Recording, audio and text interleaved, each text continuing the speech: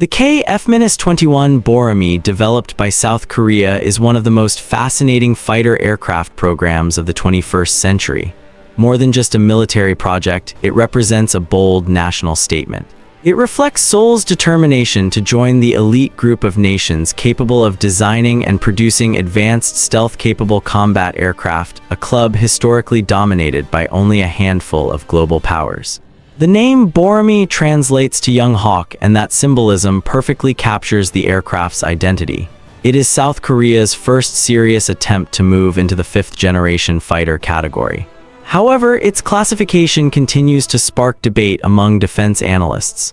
Some experts describe it as a 4.5-generation fighter due to its transitional design and incremental development plan. Others see it as a direct strategic response to aircraft such as the F-35 Lightning II and Turkey's ambitious Kaan program. Regardless of classification, one thing is undeniable. The KF-21 represents a transformative leap for the Republic of Korea Air Force and the country's defense industry as a whole.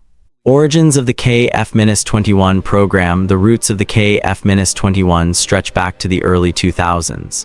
At that time, South Korea's Air Force relied heavily on imported aircraft such as the F-16 Fighting Falcon and aging F-4 Phantom II jets. While these aircraft were reliable, dependence on foreign suppliers limited South Korea's defense autonomy.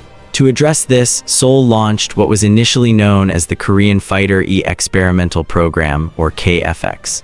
In a cost-sharing partnership, Indonesia agreed to fund roughly 20% of the development costs in exchange for technology access and future joint production rights. Although financial contributions and technology transfer discussions encountered complications over time, the project continued moving forward. The program has been led by Korea Aerospace Industries, commonly known as KAI, with key contributions from Hanwha Systems, LIG Nexon, and technical support from Lockheed Martin. Design and performance. From a design standpoint, the KF-21 immediately captures attention. Its sleek fuselage and angular lines naturally invite comparisons to the F-22 Raptor and the F-35. However, it is not a copy of either aircraft. Instead, it reflects a uniquely Korean design philosophy that blends stealth shaping with practical multi-role functionality. The KF-21 uses a twin-engine configuration powered by General Electric F414 engines, the same engine family used in the F/A-18E/F Super Hornet. This twin-engine setup provides enhanced thrust, survivability, and sustained performance. The aircraft can reach speeds of approximately Mach 1.8 and has an estimated combat radius of about 600 miles. Compared to single-engine fighters, the dual-engine configuration offers added endurance and redundancy in combat scenarios. Stealth philosophy and block development. One of the most distinctive aspects of the KF-21 is its evolutionary approach to stealth. The aircraft incorporates stealth-friendly shaping, radar-absorbent materials, and internal structural provisions for future weapons bays. However, the initial Block 1 versions do not yet feature fully internal weapon storage. Instead, they rely on external hardpoints for missiles and bombs. Future Block 2 and later variants are expected to introduce internal weapons bays, advanced coatings, and enhanced radar cross-section reduction. This step-by-step development strategy allows South Korea to deploy an advanced multi-role fighter quickly, while gradually refining it toward a more complete fifth-generation capability. Armament and multi-role capabilities. The KF-21 was designed from the outset as a multi-role platform capable of both air-to-air combat and ground strike missions. It is expected to carry advanced South Korean-developed air-to-air missiles, as well as U.S.-supplied weapons such as the AIM-120 AMRAAM and the AIM-9X Sidewinder. Future upgrades may integrate long-range standoff weapons, precision-guided munitions, and possibly indigenous cruise missiles. This versatility is particularly important given the ongoing security challenges posed by North Korea. Comparing the KF-21 and the F-35. When compared to the F-35, the differences are significant.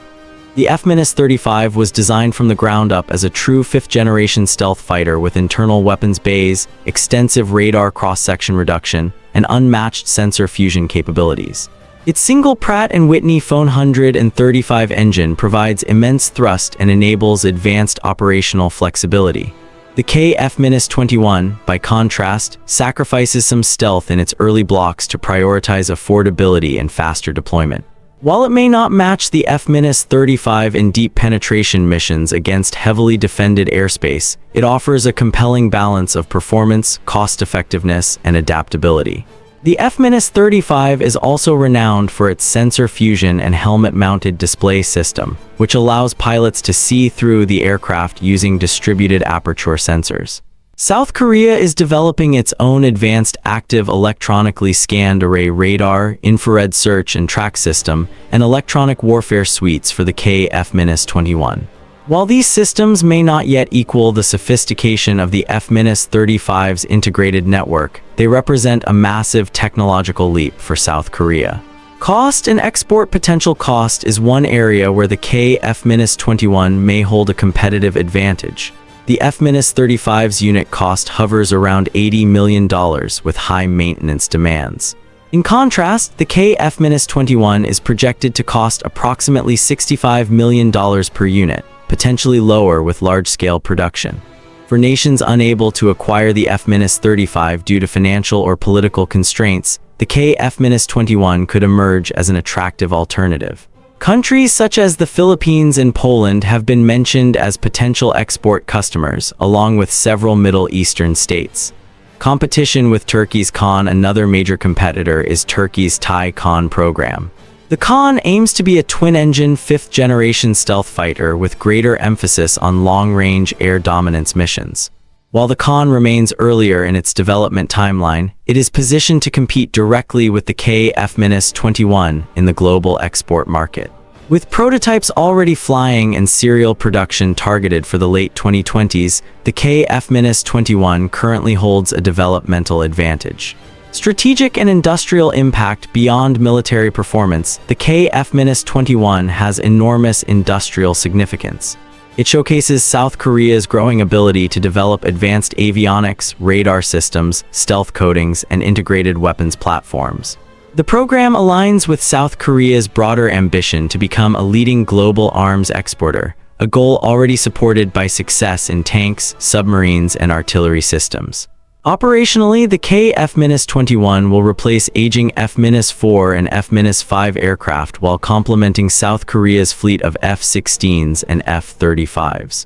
Together, this mix provides layered combat capability: F-35s for high-risk stealth penetration missions and KF-21s for air superiority, interception, and strike operations. Future developments may include a two-seat variant for electronic warfare or unmanned drone control missions.